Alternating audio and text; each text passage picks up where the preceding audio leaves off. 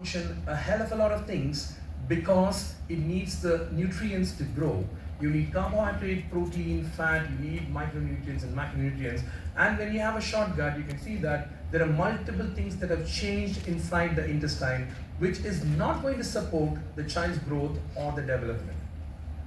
So moving on from this, the most important point, what I want to emphasize and nail down this morning is there are only three things which are the cornerstone in the nutritional management of short bowel syndrome. First, nutrition. Second, nutrition.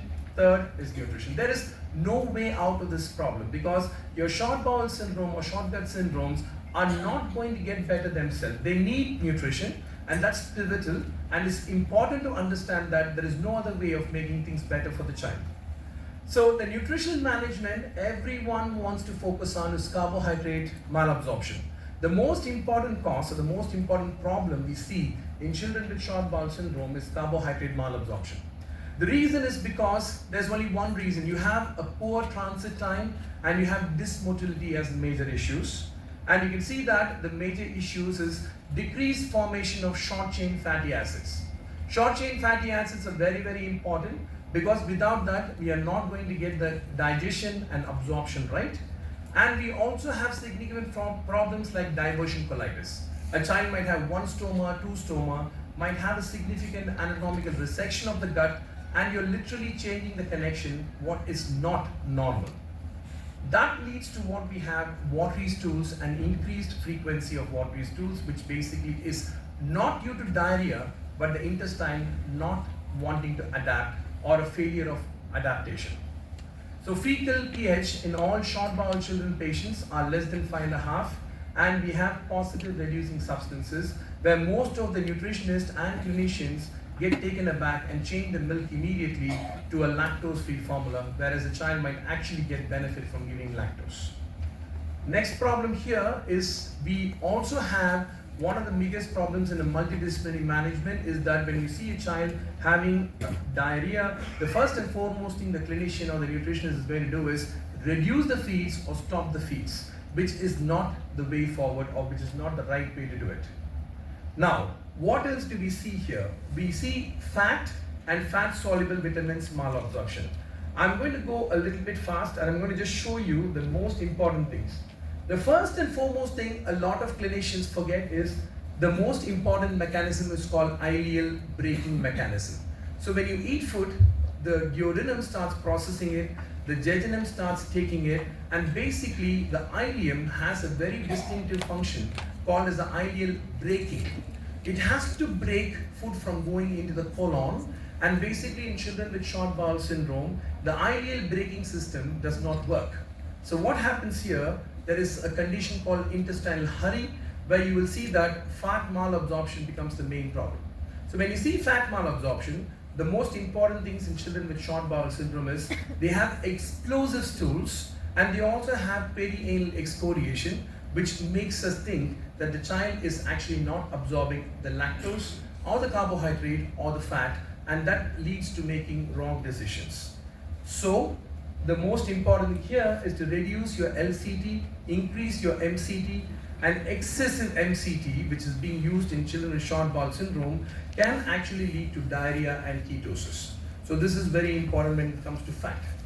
Now when you come to the other micronutrients like calcium, phosphate, and vitamin D, there are these challenges what we see here. The first and foremost thing, most of our patients with short bowel syndrome tend to stay in the hospital for a long time. So what happens to these children are, they are going to be sunlight deprived, their vitamin D is going to be extremely low, and that leads to reduced bone density and bone demineralization.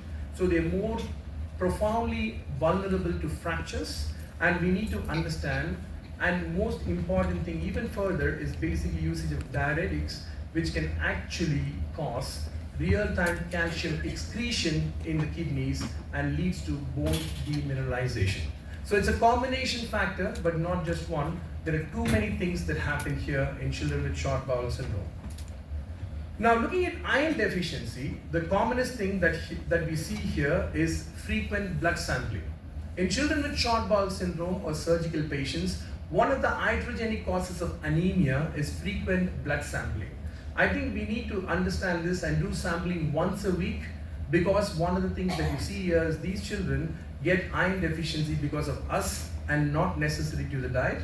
But importantly, they do not have iron stores, and the iron stores are extremely poor when it comes to any child with short bowel syndrome. In parental enteral nutrition patients, you see that iron absorption distributed due to phytates and fiber in the formulas. That is also a major problem. Micronutrient deficiency, there are two micronutrient deficiencies that you need to take home. One is zinc and number two is copper. Zinc primary absorption is in the duodenum and jejunum. Additional supplement loss happens through the stoma, fistula and persistent diarrheas, and growth and cell turnover. Zinc is extremely important. When you look at copper, you basically understand that liver dysfunction basically leads to impairment of biliary flow, which in turn leads decrease in copper requirements, and that enhances or causes problems in cell proliferation and cell multiplication. The complications of short bowel syndrome is just not one. There are too many complications, as you can see here. The first complication is the anatomical problems, the second problem is the nutrition problem, and the third problem is therapy related. So the last part which I'm going to focus on now in short bowel syndrome is not the nutrition, is not the micronutrient deficiency, but we are going to look at therapy related problems, which is the catheter related sepsis. One common thing that is being spoken much more often nowadays is small bowel bacterial overgrowth, and the reason why we get small bowel bacterial overgrowth is because the ileocecal valve is resected, which basically leads to a backdoor entry from the large intestine to the small intestine, and we get a lot of bacterial translocation. Now, this bacterial translocation, what you see in the intestine, leads to catheter-related sepsis, and these children frequently present with abdominal distension, bloating, diarrhea, and fever. In my experience, what we have tried in our center is that we have used non-absorbable antibiotics. We've used oral gentamicin, we have used rifaximin, and both of them seem to work very well.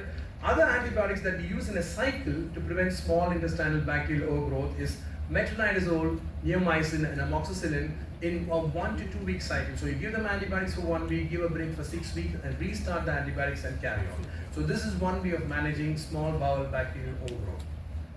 Oral aversion for nutritionists is very important. We spoke about PEG, which is percutaneous endoscopic gastrostomy. The big problem is people might think that putting a PEG will solve the oral aversion problem, and not.